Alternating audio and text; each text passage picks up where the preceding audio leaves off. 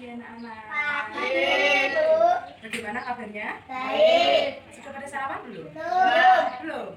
Ada yang sudah dan belum? Jadi setiap pagi sebelum berangkat ke sekolah sebaiknya sarapan terlebih dahulu. Untuk apa? Karena sarapan itu penting buat tubuh kita. Sarapan itu penting buat kalian masing-masing.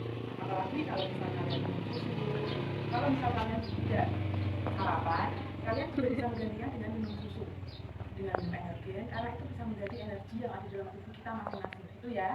Jadi mulai sekarang usahakan kalau mau berangkat sekolah itu sarapan terlebih dahulu. Ya Mbak Nisa, Mbak Cika. Sekarang Ibu akan mengecek atau mengabsen kalian satu persatu ya. Hadir. Ya. Gita. Jason. Nesa. Ica. Tidak hadir. Kenapa tidak hadir? Ada yang tahu? Tidak tahu. Apa? Tidur. Loh. Kesiangan atau gimana itu bangunnya? Kok sampai dia Mbak Ica sampai kok nggak bangun-bangun? Kerin nggak ada? Sakit? Sakit apa Mas Gemar? Panas? Rawan sekali ya musim-musim pada saat ini karena cuaca tidak menentu karena mau peralihan ke musim panas. Jadi kita harus lebih baik menjaga kesehatan kita, harus olahraga. Siap? Ya. Nah, untuk mulai pelajaran pada pagi hari ini, siapa tadi yang berangkat dulu? Saya. Kita sama Nisa. Sekarang Nisa aja yang berdoa, berdoa. Masuk ke depan Mbak Nisa. Teman-teman, mari kita berdoa.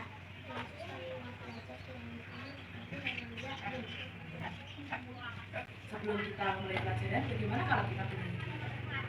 Setuju? Setuju. Sekarang mau nyanyi apa? Mau nyanyi apa? Lagu yang Indonesia gitu loh. Indonesia Raya. Yaudah ayo bantu diri lagu Indonesia. 1, 2, 3. Padamu negeri kami berjanji, padamu negeri kami berbakti, padamu negeri kami mengabdi, bagimu negeri jiwa raga kami. Silakan duduk kembali. Baik. Tadi sudah berdoa ya? Ya. Pada pembelajaran hari ini kita akan belajar tentang tema 2, subtema 2 yang berjudul Satuan dalam Perbedaan dan subtemanya yaitu bekerja sama mencapai tujuan. Nah, kalian tahu nggak Indonesia merdeka pada tanggal berapa? Tahun? Indonesia merdeka pada tanggal 17 Agustus 1945. Nah, setelah Indonesia merdeka, seharusnya bangsa Indonesia telah merdeka dan terbebas dari segala penindasan. Jadi setelah Indonesia merdeka itu tidak ada penindasan lagi serta penjajahan. Namun kenyataannya tidak demikian. Jadi walaupun Indonesia sudah merdeka, tetapi penjajahan tetap terjadi pada Indonesia. Bangsa Indonesia masih perlu berjuang untuk mempertahankan kemerdekaan Indonesia bangsa kita. Nah, mengapa hal tersebut bisa terjadi? Bagaimana upaya bangsa Indonesia dalam pertahanan kemerdekaan Indonesia? Nah, pada kesempatan hari ini kita mau buka halaman 89. Ya, 89. Halaman 89. Kita akan belajar tentang tema kita pada hari ini, bekerja sama mencapai tujuan. Sudah ketemu semuanya? Sudah. Nah, di situ kan ada bacaan. Ada bacaan teks dengan tema pertempuran 10 November di Surabaya. Ada ya? Ada. Nah, pada kali ini, pada teks ini kita akan belajar tentang mencari informasi yang ada di dalam isi teks tersebut, dalam teks pertempuran 10 November di Surabaya. Nah, dalam teks ini kita akan mencari hal-hal yang penting, pokok-pokok yang penting dalam teks itu tersendiri. Mbak Nisa bisa tenang? Bisa ya, Mbak?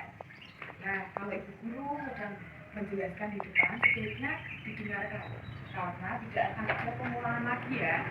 Dengarkan ya. Jadi sekarang kita akan belajar tentang kalimat efektif.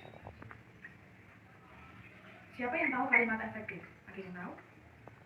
Mas Jason tahu kalimat efektif. Mbak Nisa? Mbak Fia nggak tahu ya? Kalimat efektif yang disebut dengan kalimat efektif yaitu kalimat yang ditulis dengan baik. Kalimat yang mempunyai unsur SPOK. Apa itu SPOK? Subjek, predikat, objek, keterangan. Nah, keterangan. SPOK itu terdiri dari 4 kata itu. S yang berarti apa? Subjek. P predikat. O objek. K keterangan. Nah, benar sekali kan kita semua. Adapun ciri-ciri dalam kalimat efektif ini, ada yang tahu ciri-cirinya apa? Belum tahu? Mas Gema tahu? Belum tahu. Nah, kita akan belajar tentang ciri-ciri kalimat efektif ini. Yang pertama yaitu ada unsur pokok dalam kalimat.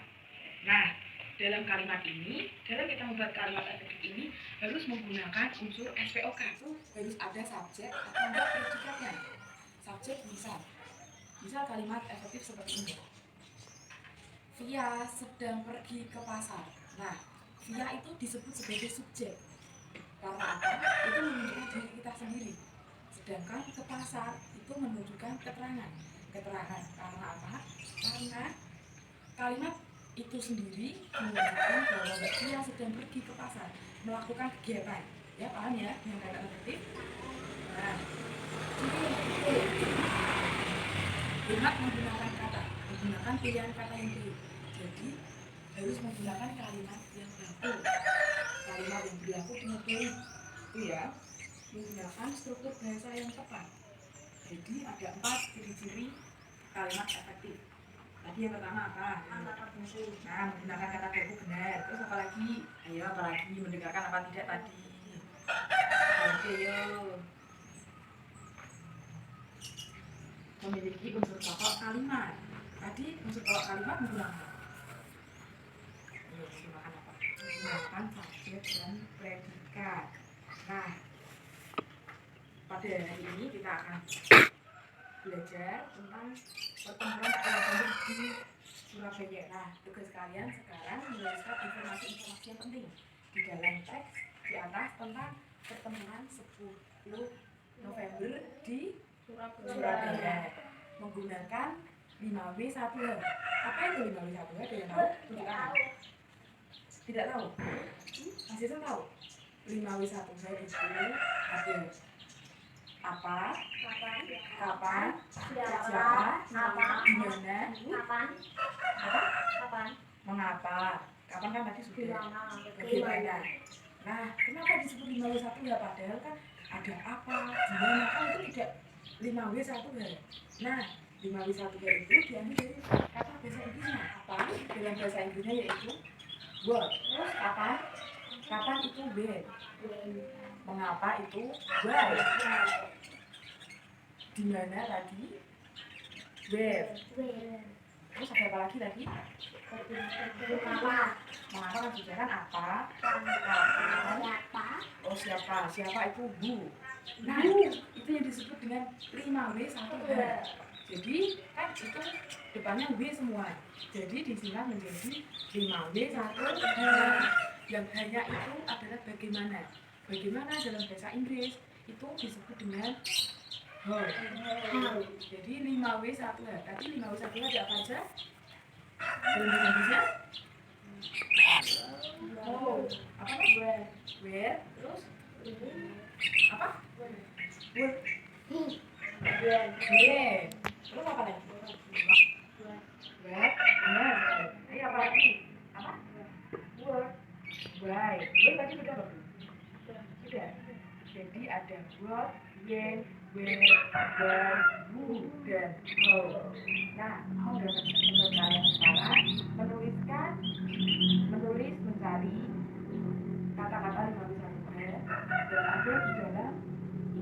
bacaan itu tadi ya. Selamat mengerjakan. Tugasnya individu saja. Sekarang dikerjakan.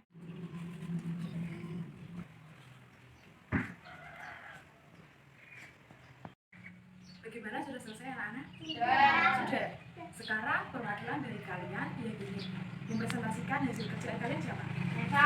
Nesa. Ayo Nesa maju ke depan. 1. Di mana pertempuran 10 November di Surabaya? Kapan pasukan sekutu mendarat di Tanjung Perak?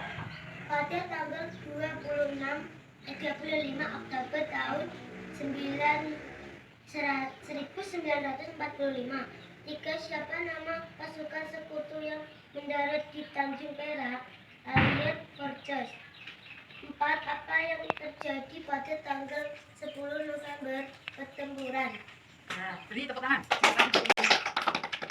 Nah, Indonesia mempertahankan kemerdekaannya dengan berbagai cara manapun akan dilakukan untuk mempertahankan kemerdekaannya. Nah, begitu juga dengan kita, dengan hewan. Hewan juga apa? Nah, hewan juga mempertahankan hidupnya dengan berbagai cara untuk melindungi hidupnya, untuk bagaimana hewan ini berkembang biak. Nah, kita akan lanjut ke materi IPA. Siapa yang pernah melihat bebek? Saya. Pernah semua ya? Nah, siapa yang di rumah memiliki bebek? Saya. Kita punya, Jason punya. Oke. Nah, pernahkah kalian mengamati hewan yang ada di sekeliling kalian? Pernah enggak? Pernah? Hewan apa enggak? Iya. Kucing. Ayam. Kucing. Nah, kucing. Oke. Anjing. Anjing. Apa yang kalian amati? Ciri-ciri. Ciri-ciri. Nah, pada hari ini kita tadi sudah menyelesaikan materi tentang bahasa Indonesia. Sekarang kita akan lanjut ke pelajaran kita tentang ciri-ciri habitat hewan. Nah, ciri-ciri habitat hewan ini, hewan bebek misalnya ya. Hewan bebek itu termasuk jenis hewan apa? Ayo, hewan unggas. Benar sekali. Bebek termasuk hewan unggas. Nah, bebek hidup di perairan yang bagaimana? Bebek itu sukanya hidup di perairan yang berlumpur. Nah, yang tepat adalah yang dangkal. Jadi, bebek itu sukanya hidup di perairan yang dangkal. Oleh sebab itu, bebek memiliki kaki yang sangat pendek. Kalau bebek memiliki kaki yang panjang, bebek tidak akan bisa hidup di perairan yang dangkal. Seperti ya. Ada yang tahu ciri-ciri dari hewan bebek apa? Memiliki selaput. Memiliki selaput. Paru yang Ayo paru yang pipis. Pipi. Memiliki paru yang pipis. Benar sekali. Terus apa lagi Mbak Nisa? Memiliki kaki yang pendek. Benar sekali. Itu apa? Ya, memiliki bulu putih. Karena tidak semua bebek putih ya. Bebek kadang bisa dicat dengan warna apa? warna pink. Nah, warna pink, warna hijau, warna merah, hitam. Nah, bebek itu bermacam-macam warna, tapi lebih sukanya bebek itu berwarna putih. Benar, Mbak Nisa. Nah, kita akan belajar tentang ciri-ciri hewan bebek. Ciri-ciri hewan bebek yang pertama, bebek memiliki jari kaki berselaput. Benar sekali Mas Guna. Nah, fungsinya apa kaki yang berselaput itu? Untuk berenang. Benar sekali, jadi tahu apa? Untuk Untuk tidur? Enggak dong. Untuk hidup di perairan yang dangkal. Ya, benar sekali. Nah, yang lebih tepatnya, kaki yang berselaput ini berfungsi untuk berenang. Selaput juga membuat kaki bebek tidak terbenam ketika berjalan di tanah yang lumpur. Nah, jadi kaki selaput ini tidak akan menenggelamkan bebek tadi ketika bebek berjalan di lumpur. Sedangkan kalau ayam, misal ayam kita taruh di perairan yang dangkal, dia pasti akan tenggelam, akan mati. Benar sekali. Jadi itu adalah kelebihan dari hewan bebek, tidak seperti dengan hewan-hewan lainnya. Setiap hewan itu mempunyai ciri-ciri dan fungsinya yang berbeda-beda ya. Yang ciri yang kedua yaitu paruh bebek berbentuk pipi dan lebar. Paruh ini digunakan untuk apa? Paruh pipi dan lebar ini digunakan bebek untuk mencari makanan, benar sekali. Untuk mencari ikan, benar. Apa mas benar? Ya, benar sekali. Jadi paruh ini digunakan untuk mencari makanan di dalam lumpur. Nah, bisa kan kalau makanan ikan atau apa di dalam lumpur, pasti tidak semua hewan mengerti ya. Oh iya, di sini di lumpur sebelah sini ada makanannya, ada hewan atau apa. Jadi tidak semua hewan mengerti. Karena kalau hewan bebek ini, bebek akan mampu mencari makanannya di dalam lumpur sekalipun. Karena bebek memiliki paruh yang panjang, tipis, dan lebar. Sekarang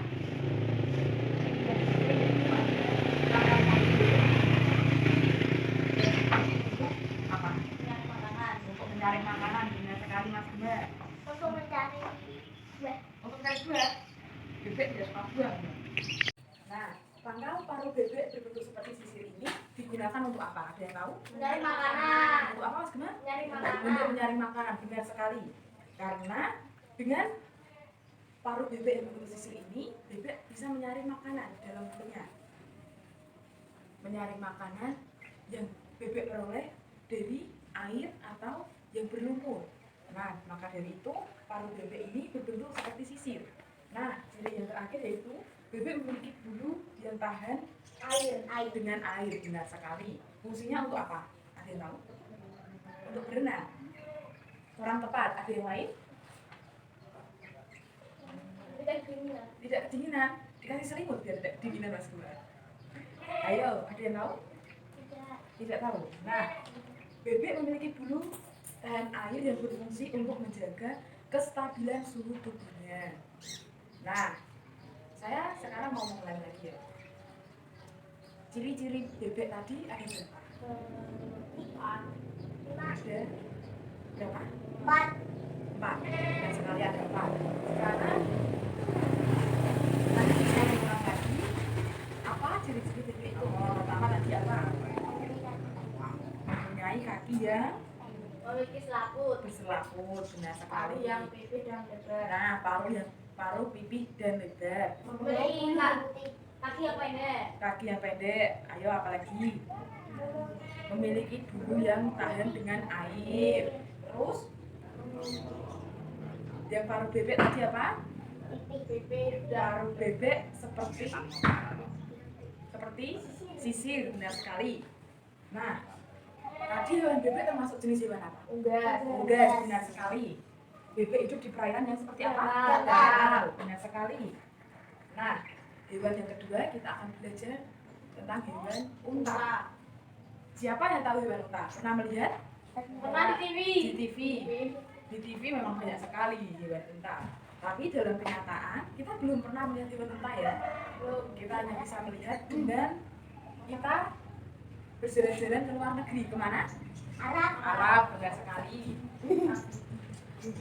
Unta adalah hewan yang hidup di unta di mana? Gurun pasir, benar sekali. Agar dapat bertahan hidup, unta memiliki ciri-ciri yang sangat khusus. Nah, sekarang ciri-ciri unta apa saja? Dia tahu? Memiliki punuk. Nah, benar. Memiliki punuk, memiliki apa mas Gembar? Leher yang panjang. Terus apa lagi? Kaki yang panjang. Terus? Ayo, apa lagi? Mulut. Semua hewan memiliki mulut. Ayo, apa lagi? Hidung, iya. Nah, sekarang Ibu akan menjelaskan ciri-ciri dari hewan unta ini. Yang pertama yaitu memiliki punuk. Nah, punuk ini digunakan hewan unta untuk apa? Benar sekali, untuk menyimpan cadangan makanan dan juga untuk menyimpan lemaknya. Itu adalah bagian punuk. Walaupun unta tidak makan beberapa hari, ia tetap bertahan hidup. Karena apa? Memiliki punuk. Nah, benar sekali. Hewan unta tidak makan beberapa hari itu tidak masalah. Karena hewan unta ini sudah memiliki cadangan makanan yang di dalam punuk hewan unta itu tersendiri ya. Nah, ciri-ciri yang kedua yaitu memiliki kulit tebal sehingga tidak mudah berkeringat. Unta juga jarang buang air kecil sehingga tidak banyak mengeluarkan cairan tubuh. Ciri yang ketiga yaitu bulu apa? Memiliki alis yang panjang. Memiliki alis yang panjang. Bulu mata Mas Gemma bukan alis ya. Bulu matanya yang panjang. Untuk apa bulu matanya ini? Untuk melindungi mata dari apa? Dari debu, benar. Dari pasir, dari air, benar sekali. Nah, jadi kegunaan bulu mata yang panjang ini untuk melindungi mata dari debu, dari pasir, dari air. Hidungnya bisa ditutup. Ya, benar sekali. Ciri yang keempat yaitu lubang hidung unta dapat ditutup. Sehingga apa? Sehingga apa? Kenapa lubang hidung unta itu bisa ditutup, bisa dibuka? Kenapa? Untuk apa? Lubang hidung unta dapat ditutup sehingga tidak mudah kemasukan pasir saat bernafas. Tahu? Sudah punya bayangan ke situ? Sudah ya. Nah, jadi yang terakhir ciri hewan yang terakhir yaitu kakinya besar dan panjang agar tidak terperosok saat berjalan di atas pasir. Sudah paham semuanya? Nah, sekarang kalian akan mengulangi lagi ciri-ciri tadi. Ciri-ciri hewan unta itu tadi ada berapa? Ada 5, benar sekali. Yang pertama yaitu ada Memiliki punuk. apa? Punuk. Nah, memiliki punuk. Punuk ini tadi untuk apa? Menyimpan cadangan makanan. Benar sekali. Punuk ini untuk menyimpan cadangan makanan dan lemak. Benar. Yang kedua, Kaki yang panjang. kaki yang panjang. Bulu mata yang panjang. Memiliki bulu mata yang panjang. Terus, Hidung yang bisa ditutup. hidung yang bisa ditutup. Terus, apalagi kurang satu. Memiliki leher yang panjang. Memiliki kulit yang tebal. Nah, itu adalah ciri-ciri hewan unta. Kita sudah belajar tentang ciri-ciri habitat hewan, yaitu tadi Ibu sudah menjelaskan tentang hewan bebek dan juga unta. Sekarang tugas kalian di rumah membuat ciri-ciri hewan. Ditulis sekarang, ditulis. Ditulis ya, ditulis. Nah, tugas kalian di rumah. Jadi kalau misal ada tugas, kalian akan belajar. Benar nggak? Benar. Nah, jika tidak ada tugas, kalian pasti tidak belajar. Belajar apa enggak? Kalau masih belajar, anak pintar semuanya di sini ya. Nah, sekarang tugas kalian di rumah mencari ciri-ciri habitat hewan, yaitu yang pertama hewan ayam, yang kedua Bebek. bukan, tadi bebek sudah dibahas. Hewan ayam, anjing sama kucing. Nah, itu yang ada di sekeliling kita yang mudah kita temui ya. Jadi kalian nanti akan mengamati hewan-hewan tersebut. Sudah paham tentang materi hari ini? Sudah. Ada yang mau ditanyakan? Sudah. Ada. Nah, jadi kesimpulan pelajaran pada hari ini kita sudah belajar tentang kalimat efektif yang terdiri dari SPOK dan juga kalimat 5W 1H. Terus yang pelajaran IPA kita sudah belajar tentang ciri-ciri habitat hewan. Benar sekali. Tadi ada hewan bebek sama unta. Benar sekali. Ciri-ciri hewan bebek ada 4. Ciri-ciri hewan unta ada 5. Benar sekali. Jadi sekalian nanti dikerjakan dengan baik di rumah ya. Besok dilakukan kembali. Orang paling balik hijau. Sekarang sebelum kita mengakhiri pelajaran pada hari ini, kita akan berdoa terlebih dahulu. Siapa yang mau berdoa? Mbak Jason? Mbak Gita? Ya udah ya Mbak Gita, yang berdoa.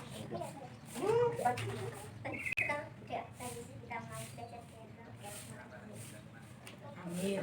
Selamat pulang. Apa ya?